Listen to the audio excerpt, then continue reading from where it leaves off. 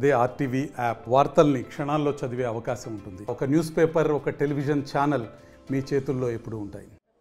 AP deputy CM Pawan Kalyan ఏదైతే ప్రాయశ్చిత్త దీక్ష ముగింపు నిత్యం వాళ్ళ తిరుమల కాలినడకన బయలుదేరినటువంటి అతను దాదాపు 3 గంటల 40 నిమిషాల తర్వాత ఇటు అలిపిరి కాలినడక మార్గంలో ఉండేటువంటి మోకాళ్ళ పర్వతం వద్దకు చేరుకుంటున్నారు. ప్రస్తుతం నేనైతే మోకాళ్ళ పర్వతం దగ్గర మోకాళ్ళ మెట్ట గోపురం ఏదైతే ఉందో ఆ గోపురం నీకు చూపిస్తున్నాను. ఇక్కడ స్టెప్స్ కూడా 2010 స్టెప్స్, అంటే ఇక్కడికి చేరుకున్న తర్వాత 3600 పైగా ఉన్నటువంటి స్టెప్స్ 2010 స్టెప్స్ వరకు ఇక్కడికి చేరుకుంటే అయినట్లు. ప్రస్తుతం నా left side Pawan Kalyan road పైన అంటే ట్రాఫిక్ని నిలువరించారు పూర్తిగా. ఆయన కోసం తిరుమల నుంచి వచ్చేటువంటి వెహికల్స్ అన్నింటినీ కూడా నిలువరించి ఆయన కోసం ప్రత్యేకించి క్లియర్ లైన్ చేపట్టినటువంటి పరిస్థితి. ప్రస్తుతం చూస్తున్నాం పవన్ కళ్యాణ్ నడిచి వస్తున్నటువంటి దృశ్యాలను.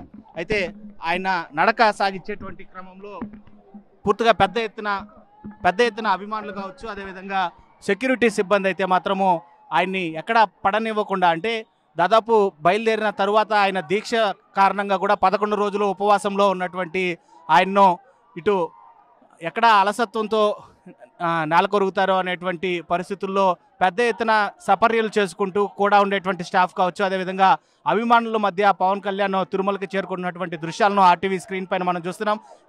ఇప్పుడు కెమెరామ్యాన్ సాయి చూపిస్తున్నటువంటి దృశ్యాలను AP deputy CM Pawan Kalyan ప్రస్తుతం మోకాళ్ళ పర్వతం దాటుతున్నటువంటి దృశ్యాలను ఆర్టీవీ స్క్రీన్ పైన చూస్తున్నాము.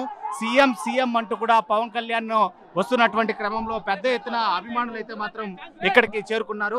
ఆయన వెంట వచ్చినటువంటి క్రౌడ్ను కూడా మనం చూసాం. అయితే ఆ క్రౌడ్ మొత్తము ఇక్కడికి ఒక్కసారిగా కూడా ఫోర్స్గా మొత్తము ఇక్కడికి చేరుకున్నటువంటి తర్వాత ఇక్కడి నుంచి అంటే ఈ మోకాళ్ళ మెట్ట దగ్గర నుంచి దాదాపు ఇంకొక 2.5 కిలోమీటర్ వరకు కూడా ఆయన తన నడక కొనసాగించాల్సి ఉంటుంది తిరుమలకు చేరుకోవాలంటే.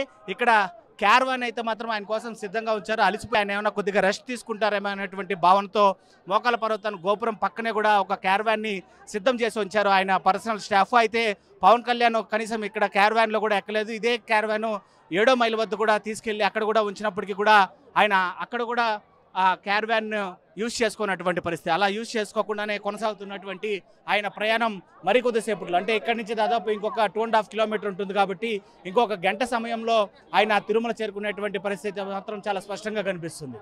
మరిన్ని వీడియోస్ కోసం ఛానల్ ని సబ్స్క్రైబ్ చేయండి. లేటెస్ట్ అప్డేట్స్ కోసం వాట్సాప్ ఛానల్ ని ఫాలో చేయండి. అండ్ లింక్ డిస్క్రిప్షన్ లో ఉంది.